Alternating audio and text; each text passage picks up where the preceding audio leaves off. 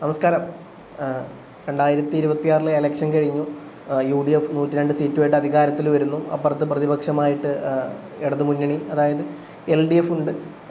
ചരിത്രത്തിൽ ആരും വിചാരിക്കാത്ത സീറ്റായിരുന്നു BJPക്ക് കിട്ടിയത്. സാധാരണ നേമത്ത് കിട്ടും വലിയൊരു പ്രതീക്ഷ ഉണ്ടായിരുന്നു. നേമം, അതുപോലെ തന്നെ വട്ടിയൂർക്കാവ്, മഞ്ചേശ്വരം പോലത്തെ പ്രദേശങ്ങളിലെല്ലാം പ്രതീക്ഷ ഉണ്ടായിരുന്നുണ്ടെങ്കിലും ചാത്തന്നൂർ അൺഎക്സ്പെക്റ്റഡായിട്ട് BJPക്ക് കിട്ടിയൊരു ഇതായിരുന്നു. അത് അൺഎക്സ്പെക്റ്റഡ് എന്ന് പറയാൻ പറ്റില്ല. BJP അത്രത്തോളം ഹാർഡ് വർക്ക് ചാത്തന്നൂർ ചെയ്തിട്ടുണ്ട്. അങ്ങനെ എന്തായാലും ഒരു സീറ്റിൽ നിന്നുള്ള പ്രതീക്ഷയോടൊത്ത് BJP 3 സീറ്റോളം പിടിച്ചു. നിയമസഭയിൽ ഒഴിച്ചുകൂടാനാവാത്ത ഒരു അംഗമായി BJP മാറി എന്നുള്ളതാണ് ഏറ്റവും വലിയ സത്യാവസ്ഥ. വോട്ട് ഷെയറിൽ വലിയ മാറ്റമൊന്നും ഉണ്ടായിട്ടില്ല എന്നുണ്ടെങ്കിൽ പോലും BJPക്ക് 3 സീറ്റ് കിട്ടി എന്നുള്ളത്. 2016 ഒരു സീറ്റ് തുറക്കുന്നു. O രാജഗോപാലൻ നേമത്ത് സീറ്റ് തുറക്കുന്നു. പിന്നീട് 2021 എത്തുമ്പം നമ്മുടെ മുൻ വിദ്യാഭ്യാസ മന്ത്രി ശിവൻകുട്ടി അത് ക്ലോസ് ചെയ്തുകൊണ്ട് ആ ചാപ്റ്ററോടെ ക്ലോസ് ചെയ്യുന്നു. നേമത്തെ അക്കൗണ്ട് BJPക്ക് നഷ്ടമാകുന്നു. വീണ്ടും BJP നിയമം മാത്രം പിടിച്ചെന്നല്ല, നിയമത്തോട് കൂടെ തന്നെ മറ്റ് 2 സീറ്റും കൂടെ പിടിക്കുന്ന ഒരു പ്രക്രിയ കണ്ടു. അപ്പം ഇതെല്ലാം നടക്കുമ്പോഴും നമ്മൾ അപ്പുറത്ത് നോക്കണം LDFൻ്റെ അവസ്ഥ എന്താണെന്നുള്ളത്. നമുക്കറിയാം UDFൽ മന്ത്രിസ്ഥാനം, പിന്നെ മുഖ്യമന്ത്രി ആരായിരിക്കും എന്നുള്ളതും മറ്റ് വകുപ്പ് മന്ത്രിമാരുടെ വിഭജനവുമായി ബന്ധപ്പെട്ട കാര്യങ്ങളും, ലീഗിൻ്റെ 5ാം മന്ത്രിസ്ഥാനവുമായി ബന്ധപ്പെട്ട കാര്യങ്ങളും, അതുപോലെ തന്നെ ലാറ്റിൻ കത്തോലിക്കക്കാരുമായിട്ടുള്ള സമവാക്യങ്ങൾ തെറ്റുന്നതും, അങ്ങനെ എന്താ പറയുക, മതസാമുദായിക നേതാക്കന്മാരുടെ പ്രശ്നങ്ങൾ പരിഹരിക്കുന്നതിൻ്റെ ഇടയിൽ ആരും ഒരിക്കലും വിചാരിക്കാതെ പെട്ടെന്ന് പ്രതിപക്ഷ നേതാവായ ഒരാളാണ് മുഖ്യമന്ത്രി പിണറായി വിജയൻ. ഞാനടക്കം പല മാധ്യമപ്രവർത്തകരും വിചാരിച്ചിരുന്നത് ഒരിക്കലും പഴയ മുഖ്യമന്ത്രി ഒരിക്കലും പ്രതിപക്ഷ നേതാവായി വരില്ല എന്നുള്ളതായിരുന്നു. പക്ഷേ എന്താ പറയുക, എല്ലാവരുടെയും ധാരണകൾക്കും എന്താ പറയുക കണക്കുകൂട്ടലുകൾക്കും അപ്പുറമായി പ്രിയപ്പെട്ട, അല്ലെങ്കിൽ എല്ലാവരും എന്താ പറയുക വളരെ ബഹുമാനിക്കുന്ന ഒരു വ്യക്തിയായിരുന്ന നമ്മുടെ പ്രിയപ്പെട്ട മുൻ മുഖ്യമന്ത്രി പിണറായി വിജയൻ കേരളത്തിൻ്റെ പ്രതിപക്ഷ നേതാവായി വരുന്നു. ഇതൊക്കെ ആയിരിക്കുമ്പോഴും അതിൻ്റെ ഉള്ളിലെ അസ്വാരസ്യങ്ങൾ, LDFൻ്റെ ഉള്ളിലെ അസ്വാരസ്യങ്ങൾ ഈ നേരം വരെ, ഞാനിപ്പോൾ സംസാരിക്കുന്ന ഈ സമയം വരെ തീർന്നിട്ടില്ല എന്നുള്ളതാണ്. കാരണം നമുക്കറിയാം, പ്രതിപക്ഷ നേതാവായി വരുമ്പം ഇത്രയും കാലമില്ലാത്ത LDFലില്ലാത്ത ഒരു പ്രക്രിയയാണ് ഉപപ്രതിപക്ഷ നേതാവ്, അല്ലെങ്കിൽ ഈ പറഞ്ഞ പോലെ പ്രതിപക്ഷ ഉപനേതാവ് എന്നുള്ളൊരു പദവി. അത് വേണമെന്നുള്ള ഏറ്റവും വലിയൊരു കടുംവാശിയിലാണ് നിലവിൽ CPI. നമുക്ക് നോക്കിക്കഴിഞ്ഞാൽ മനസ്സിലാവും, CPI അത്ര വലിയ ടേംസിലൊന്നും അല്ല നിലവിൽ CPMുമായിട്ട് പോയിക്കൊണ്ടിരിക്കുന്നത്. പല വിഷയങ്ങളിലും നേരിട്ട് കൊമ്പ് കോർക്കുന്നുണ്ട്. ആ കാര്യം നമുക്ക് പിന്നീട് സംസാരിക്കാം. എന്നിരുന്നാൽ പോലും CPI പറഞ്ഞ പോലെ CPMുമായിട്ടുള്ള ഇതിൽ അത്ര വലിയൊരു ഇതിലല്ല പോകുന്നത്. അതുകൊണ്ട് തന്നെ ഒരു പക്ഷേ CPI ഇടതുപക്ഷം വിട്ട് കഴിഞ്ഞാൽ, നമുക്കറിയാം പല ഇടതുപക്ഷ നേതാക്കന്മാരും എന്താ പറയുക, നമ്മുടെ അമ്പലപ്പുഴ G. സുധാകരൻ, അതുപോലെ തന്നെ എന്താ പറയുക കണ്ണൂരിൻ്റെ പല ഭാഗത്തും CPMൻ്റെ പല നേതാക്കന്മാരും കോൺഗ്രസിലോട്ട് പോരുന്നത് നമ്മൾ കണ്ടതാണ്. അപ്പോൾ ഇത്തരത്തിൽ CPI ഒരു പക്ഷേ മുന്നണി വിട്ട് കഴിഞ്ഞാൽ അതിൽ അത്ഭുതപ്പെടാനൊന്നുമില്ല. കാരണം ഈ ഒരു എന്താ പറയുക ഉപപ്രതിപക്ഷ നേതാവ് എന്നുള്ള പദവി കിട്ടിയിട്ടില്ല എന്നുണ്ടെങ്കിൽ പാർട്ടിയുടെ അല്ലെങ്കിൽ LDFൻ്റെ മൊത്തം കടിഞ്ഞാണെന്ന് പറയുന്നത് ഒരൊറ്റ വ്യക്തിയിലേക്ക് ഏകീകരിക്കും. അതിന് തടയാൻ വേണ്ടിയിട്ടാണ് നിലവിൽ CPI ഈ ഒരു ആവശ്യമായിട്ട് വളരെ ശക്തമായിട്ട് തന്നെ മുമ്പോട്ട് നിൽക്കുന്നത്. അതിനുള്ള ഒന്നാമത്തെ കാരണം ഈ പറഞ്ഞ പോലെ പാർട്ടിയിൽ പലപ്പോഴും മുന്നണിയിൽ LDF എന്ന് പറഞ്ഞ മുന്നണി നമുക്കറിയാം, അതിൽ CPM ഉണ്ട് ഏറ്റവും വലിയ ഘടകകക്ഷി, അല്ലെങ്കിൽ ഒറ്റകക്ഷി എന്ന് പറഞ്ഞാൽ CPM തന്നെയാണ്. ഈ മത്സരത്തിൽ പോലും ഏകദേശം 90 സീറ്റിൽ മത്സരിച്ച ഏറ്റവും വലിയ ഒറ്റകക്ഷി എന്ന് പറഞ്ഞാൽ CPM മാത്രമാണ്. എത്ര സീറ്റ് കിട്ടി എന്നുള്ളത് ചർച്ചാ വിഷയമാണ്. 25 സീറ്റൊക്കെ തോന്നുന്നു കിട്ടിയത്. അപ്പം 25 28 സീറ്റൊക്കെ കിട്ടിയത് CPMന്. അപ്പോൾ 90 സീറ്റുകൾ മത്സരിച്ചു. അപ്പോൾ സ്വാഭാവികമായിട്ടും LDFലെ ഏറ്റവും വലിയ മുന്നണി എന്നുള്ള ഒറ്റകക്ഷി എന്നുള്ള നിലയ്ക്ക് ഒന്നാമത്തെ പാർട്ടി അത് CPM തന്നെയാണ്. രണ്ടാമത്തെ പാർട്ടി പറഞ്ഞ പോലെ CPI ആണ്. പിന്നീട് പറഞ്ഞ പോലെ മുസ്ലിം വിഭാഗത്തെ കൂട്ടുപിടിക്കുന്നതിന് വേണ്ടി മലബാറിൻ്റെ പല ഭാഗത്തു നിന്നുള്ള ചെറിയ ഘടകകക്ഷികളുണ്ട്. കേരള കോൺഗ്രസ് ജോസഫ് വിഭാഗമുണ്ട്, കേരള കോൺഗ്രസ് മാണി വിഭാഗമുണ്ട്. അതുപോലെ തന്നെ INL എന്ന് പറഞ്ഞ മലബാറിൻ്റെ INL മുസ്ലിം പ്രാതിനിധ്യമുള്ള ലീഗിനെ പോലത്തെ തന്നെ, ലീഗിൻ്റെ അത്ര 4-1 പോലും ഇല്ല എന്നിരുന്നെങ്കിൽ പോലും കുറച്ചൊക്കെ ഒരു മുസ്ലിം സാന്നിധ്യം കിട്ടാൻ വേണ്ടിയിട്ട് ഒരുപക്ഷെ സഹായിക്കുന്ന ഒരു പാർട്ടിയാണ് INL. അപ്പോൾ ഇത്തരത്തിൽ പല ഘടകകക്ഷികളുള്ള ഒരു മുന്നണിയാണ്. ആ മുന്നണികൾക്കിടയിൽ പോലും ആർക്കും ഒരു ശബ്ദമുണ്ടായിരുന്നില്ല. കാരണം എല്ലാ ശബ്ദവും പിണറായി വിജയൻ എന്നുള്ള ഒരു വ്യക്തിയിലേക്ക് ഏകീകരിച്ചിരുന്നു. ആരെന്തൊക്കെ പറഞ്ഞു കഴിഞ്ഞാലും പാർട്ടിക്കുള്ളിൽ അല്ലെങ്കിൽ മുന്നണിക്കുള്ളിൽ അതിന് യാതൊരുവിധ വിലയും ഉണ്ടായിരുന്നില്ല. അപ്പം അങ്ങനെ പോകുമ്പം അതിനെ മറികടക്കുക എന്നുള്ളൊരു പ്രക്രിയക്കുമായിട്ടാണ് ഇപ്പോൾ നിലവിൽ CPI ഈ പറഞ്ഞ പോലെ ഉപപ്രതിപക്ഷ നേതാവ് ഇല്ലാണ്ട് യാതൊരു കാര്യത്തിനും വഴങ്ങില്ല എന്നുള്ള കാര്യത്തിൽ ഇത്ര കടമ്പിടുത്തം CPI പിടിക്കുന്നത്.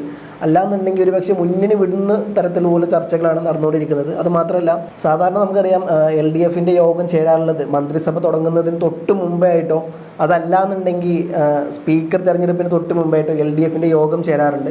പക്ഷേ ഈ ഒരു തെരഞ്ഞെടുപ്പിൽ നമ്മൾ ആ ഒരു സാധനം കണ്ടിട്ടേ ഇല്ല. അതുകൂടാതെ പിന്നെ നമ്മൾ നോക്കുകയാണെന്നുണ്ടെങ്കിൽ മുഖ്യമന്ത്രിയുടെ കൂടെ പഴയ മുഖ്യമന്ത്രിയുടെ കൂടെ നിലവിലെ പ്രതിപക്ഷ നേതാവിൻ്റെ കൂടെ അടുത്ത് നിൽക്കുന്ന മറ്റൊരു വ്യക്തിയാണ് മുൻ മന്ത്രിയായ KN ബാലഗോപാലൻ. അപ്പം നിലവിൽ ഒരുപക്ഷെ ഇടതുപക്ഷത്തിൽ നിലവിൽ നിയമസഭയിലിരിക്കുന്ന രണ്ടാമത്തെ ഏറ്റവും വലിയ വ്യക്തിയാണ് അദ്ദേഹം.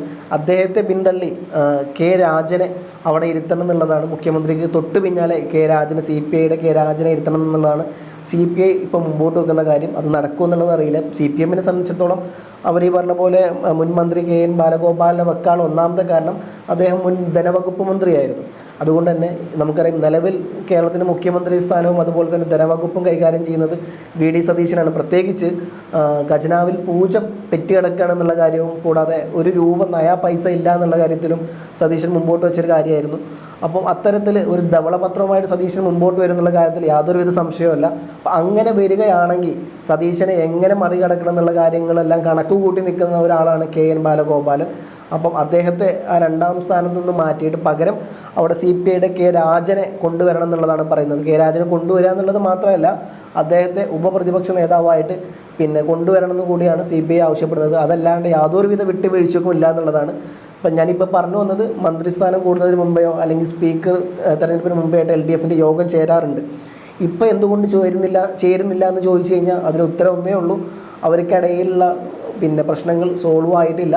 വലിയ അതൃപ്തിയിലാണ് CPI നിൽക്കുന്നത് എന്നുള്ള ഒറ്റ കാരണം കൊണ്ടാണ് നിലവിൽ ഇതുവരെ ഈ ഒരു യോഗം ചേരാത്തതും. LDFൻ്റെ പുതിയ നേതാവ് ആരായിരിക്കും എന്നുള്ളത് നമുക്കറിയാം. UDFൻ്റെ നേതാവ് ഉണ്ടാവും, NDAക്ക് ഒരു നേതാവ് ഉണ്ടാവും കേരളത്തിൽ, അതേപോലെ LDFൻ്റെ നേതാവ് എന്ന് പറഞ്ഞ നേതാവ് ഉണ്ടാവും. സ്വാഭാവികമായിട്ടും ഇവർ പ്രഖ്യാപിക്കേണ്ടതാണ്, ഇതുവരെ പ്രഖ്യാപിച്ചിട്ടില്ല. അപ്പം അതിനുള്ള ഈ കാരണം ഈ പറഞ്ഞ പോലെ CPI ആയിട്ടുള്ള പല പ്രശ്നങ്ങൾ മാത്രമാണ്.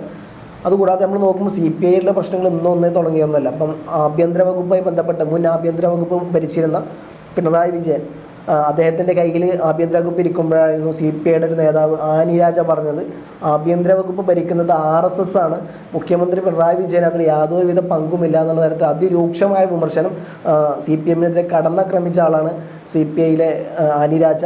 അപ്പം ഇത്തരത്തിൽ ഇത് മാത്രമല്ല, ഇതൊരു ഉദാഹരണം മാത്രമാണ്. പിന്നെ PM ശ്രീയുടെ മറ്റൊരു വിവാദം നമ്മളെല്ലാവരും കണ്ടതാണ്.